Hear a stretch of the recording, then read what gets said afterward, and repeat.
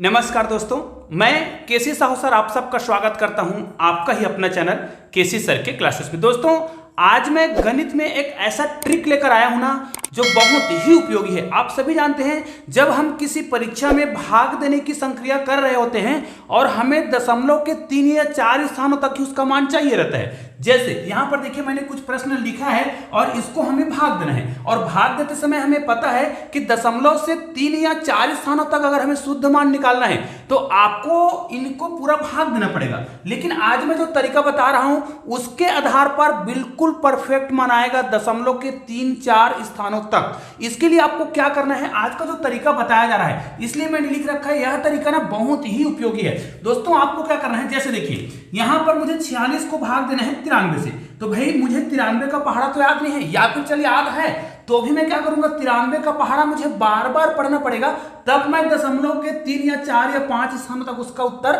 निकाल पाऊंगा। यहां पर देखिए, अगर मुझे 486 को भाग देना है 1989 से, तो भाई मेरा 989 का पहाड़ा तो याद नहीं है ना, 1989 का पहाड़ा तो याद नहीं है, जबकि मुझे इसका पहाड़ा बार बार पढ़ना पड़ेगा अगर मुझे 5 स्थानों तक मान निकालना है।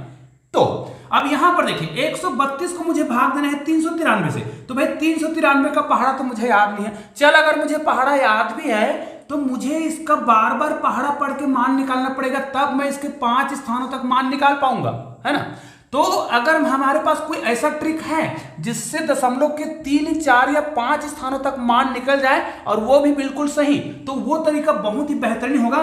तो आइए उस तरीके को हम सीख लेते हैं। ध्यान दीजिएगा, इस प्रकार के जो प्रश्न है, आज जो मैं तरीका बता रहा हूं उसके लिए आवश्यक है कि आपके जो प्रश्न है, मतलब इस प्रकार के जो भिन्न है वो किस प्रकार के भिन्न होने चाहिए, ये हमेशा उचित भिन्न होना चाहिए, है ना, जिसे हम क्या बोलते हैं, सम भिन्न भी बोलते हैं। तो हमारे पास ये जो भिन्न दिख रहा है वो विचित्र भिन्न है। तो इसको बनाने का तरीका क्या है, तो सबसे पहले मैं आपको सरल से प्रश्न को बता देता हूं ताकि आपको किसी प्रकार की इस गणित को समझने में कोई परेशानी ना हो। ध्यान दीजिए, इस ट्रिक को समझने के लिए आपको क्या करना है, मैं आपको जो ये वाला जो प्रश्न है उसको लेकर बता रहा हूं, उसके बाद हम इन प्रश्नों को भी हल करेंगे, उत्तर बिल्कुल सही आएगा, है ना। इसके बाद आप कैलकुलेटर में भी इसका उपयोग कर सकते हैं, लेकिन परीक्षा हाल में तो कोई कैलकुलेटर का प्रयोग करता नहीं है, इसलिए देखिए आप क्या करिएगा, इनको आपको क्या करना है, अनुपात में, लगभग अनुपात में बांटना है कि ये लगभग किस अनुपात में है। तो भाई आप ये देख सकते हैं 46 को हम दुगना करेंगे तो ये क्या हो जाएगा, 92, जो इसके लगभग है। ध्यान दीजिए, एकदम जरूरी नहीं है कि इसके परफेक्ट आ जाए,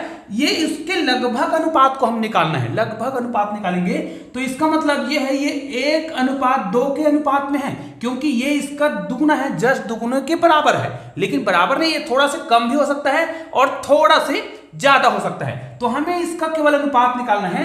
और एक बात और बताता हूं, यहां पर जो अनुपात निकाला जा रहा है इसका उपयोग हम करने वाले हैं किसमें, इसमें जब हम कोई संख्या को जोड़ने वाले हैं। अब देखिए, हम इसका मतलब क्या होता है, ये इसके आधे के बराबर है, इसका मतलब ये इसका जब 2 भाग होगा तो इसका 1 भाग होगा। कहने का मतलब क्या है, अब गणित को बनाने का तरीका हमारा क्या है, इसको, ये जो संख्या नीचे में जो दिख रहा होता है उसको हमें 100 के करीब या 200, 300, 400, 500, 600 कितना भी हो 100 के करीब लाना है। तो वो निकटतम कितने 100 के करीब है, ये 100 के करीब है, और इस 100 में लाने के लिए इसमें मुझे क्या जोड़ना है, ध्यान दीजिएगा, इसमें मुझे 7 जोड़ना पड़ेगा, तब ये हो जाएगा 100। ठीक है, इसको 100 करने के लिए हम नीचे में, ध्यान दीजिए, हर में कितना जोड़ रहे हैं, 7 जोड़ रहे हैं। तो भाई देखिए, नीचे वाला ऊपर वाला का दुगुना है तो इसमें 7 जोड़ रहे हैं, तो ऊपर में इसका कितना जोड़ेंगे, इसी 7 का आधा, ध्यान दीजिए 7 का आधा जोड़ेंगे ना, क्योंकि 1 अनुपात में है, तो इसको आप आधा कर दीजिए जिसको आप जोड़ रहे हो, तो कितना आ जाएगा,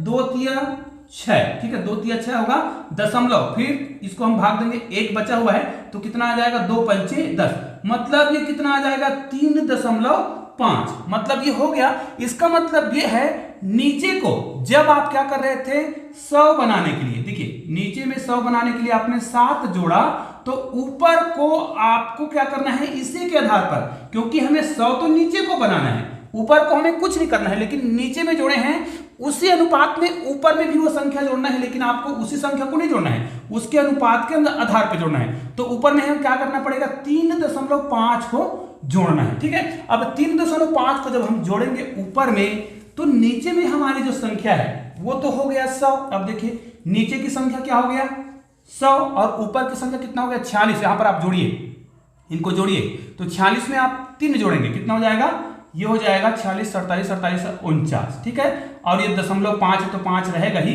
अब देखिए 100 से किसी भी संख्या को भाग देना बहुत ही आसान होता है, तो इनको जब आप 100 से भाग देंगे तो इसका मान 0.495, ठीक है। अब ध्यान दीजिए ये दशमलव के 3 स्थानों तक बिल्कुल परफेक्ट है, लेकिन अगर इसको आप 4 स्थानों तक करना चाहते हैं, मान लिया जाए, तो आपको एक नियम पता है, दशमलव के बाद अगर सामने वाले संख्या को जब हम छोड़ते हैं तो उसको कब छोड़ते हैं, एक नियम बता रहा हूं। हालांकि आपका आंसर बिल्कुल राइट है, आप कैलकुलेटर में इसका जब भाग देकर देखेंगे ना तो लगभग इतना ही आएगा, दशमलव के 3 स्थानों तक आप इसका मान निकालिए, इतना ही आएगा। क्यों, जैसे 0.49 अगर इस संख्या इसके बाद और कोई संख्या रहा होगा और वो संख्या यदि क्या रहा होगा, 5 से अधिक रहा होगा, देखिए 5 से अधिक, तो ये वाला संख्या क्या रहता है, उनसे कम रहता है। जिस संख्या को हम छोड़ते हैं वो यदि 5 से अधिक है तो सामने वाले संख्या को हम क्या करते हैं, 1 बढ़ाते हैं, मतलब आपका जो उत्तर है 495 ही आएगा दशमलव के 3 स्थानों तक। तो इस प्रकार ये ट्रिक काम करता है। अब देखिए अगर हम बड़ी संख्याओं को हल करें, पहला वाला संख्या का उत्तर तो हो गया,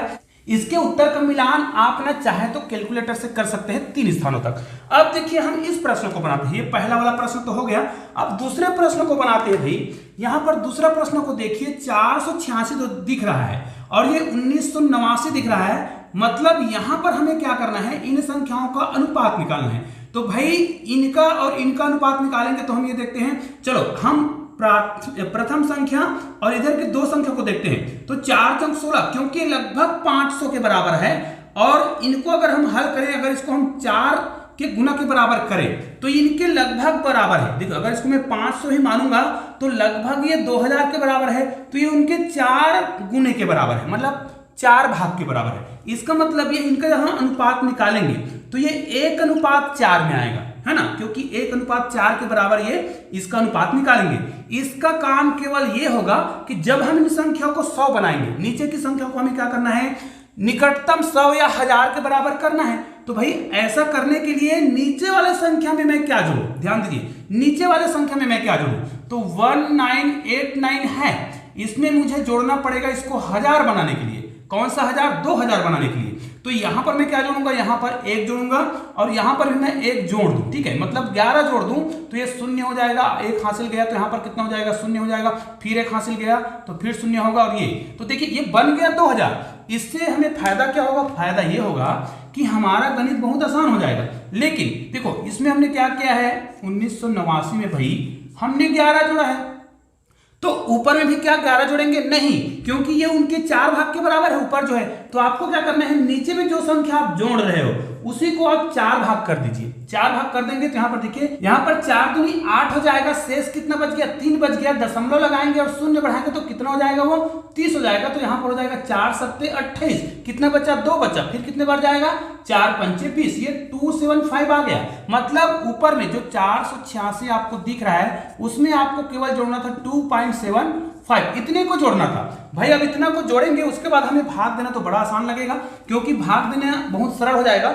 जब ये क्या हो जाएगा, निश्चित संख्या में बदल जाएगा। अब इनको आप जोड़ दीजिएगा, इनके साथ हम जोड़ देंगे तो क्या हो जाएगा, 4 8 6 और 2 कितना हो जाएगा, 8 हो जाएगा, फिर 0.7 और 5 हो जाएगा, बटे ये कितना हो जाएगा, 2000, ठीक है। अब भाई इसको तो हम भूल जाते हैं, हम केवल इनको भाग देंगे किससे, 2 से, क्योंकि इनके जगह हम क्या कर देंगे, दशमलव लगा देंगे, ठीक है। तो अब देखिए हम 2 से भाग दे रहे हैं, ठीक है, या फिर इसको हम इस प्रकार भी लिख सकते हैं, 2 × 1000। अब 1000 से हम इसको क्या कर देंगे, बाद में भाग दे देंगे। तो इसको भाग देंगे तो देखिए 2 1 कम 2, ये तो जाएगा 2 दूनी 4, ठीक है, और 2 चौक 8, फिर 2 चौक 8, फिर दशमलव करेंगे, फिर क्या करेंगे, 2 तिया 6, कितना बचा, 1, फिर 2 सत्ते 14, फिर कितना बचा, 1, फिर 2 पंचे 10। मतलब अब देखिए यहां पर 1000 से और भाग देना है, तो ये स्थान जो दिख रहा है दशमलव का, कितना जीरो है, 3 जीरो है, तो 3 स्थान सरकेगा, मतलब ये वाला जो दशमलव दिख रहा है वो यहां पे आ जाएगा, तो 0.2443 और 5। दोस्तों ये आपका आंसर आ गया है इस ट्रिक से। आप इसको कैलकुलेटर से कर देखिए इसका उत्तर कितना आता है, और मुझे कमेंट करके जरूर बताइएगा। चलिए एक प्रश्न और देख लेते हैं, इसी विधि से हम इस प्रश्न का उत्तर कैसे लाते हैं, ठीक है। निश्चित रूप से आपको यह वीडियो पसंद जरूर आएगा और ये बहुत ही उपयोगी है। तो अगर आपने चैनल को सब्सक्राइब नहीं किया ना तो एक बार चैनल को सब्सक्राइब करके बेल आइकन को प्रेस कर दीजिएगा। यहां पर देखिए इसको हम कैसे हल करेंगे।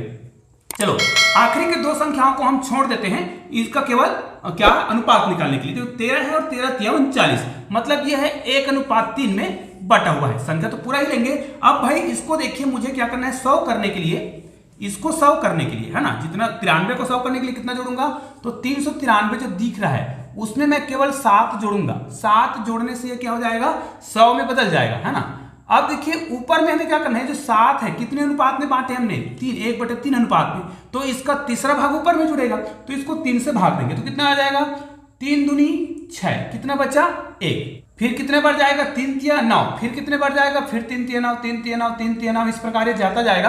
अर्थात ऊपर में हमें किसको जोड़ना पड़ेगा, ये जो दिख रहा है 132 में आपको जोड़ना पड़ेगा 2.333 को। ठीक है, ये हमारा होता है ट्रिक। अब देखिए ऐसा करने से क्या हो गया, इसमें केवल ये 2 जुड़ेगा, दशमलव के बाद तो दशमलव बाद से जुड़ेगा, तो 132 था तो कितना हो जाएगा 34 हो जाएगा, और ये 3 तो 3 आएगा ही, इसको आप जितने स्थान तक लिख सकते हैं। बाकी नीचे देखिए यहां पर हमने इसको 7 में जोड़ा है ना, 7 के साथ जोड़ा तो कितना हो जाएगा, ये हो जाएगा 400। और 400 को अगर आप ऐसा नहीं लिखना चाहते हैं तो गुणित करके 100 को अलग से लिख दीजिए। अब क्या होगा, इनको आप चाहे तो पहले से भाग दे सकते हैं या फिर बाद में देंगे। चलो हम क्या करते हैं, इनको पहले भाग देते हैं, 4 से भाग देंगे, 4 एकम 4, यहां पर देखिए 4 तिया 12, यहां पर 4 तिया 12 हमने भाग दिया तो 1 बचा हुआ है तो 14 हो गया, फिर कितने बार जाएगा, फिर से 4 तिया 12 3 बार ही जाएगा। अब 2 बचा है ना, 2 बचा है। अब यहां पर दशमलव है तो हम दशमलव अभी भी लगा देते हैं। फिर कितना बचा है, 4 तिया 12 हुआ था, 2 बचा है, और 2 बचा तो कितना हो गया 20 हो गया,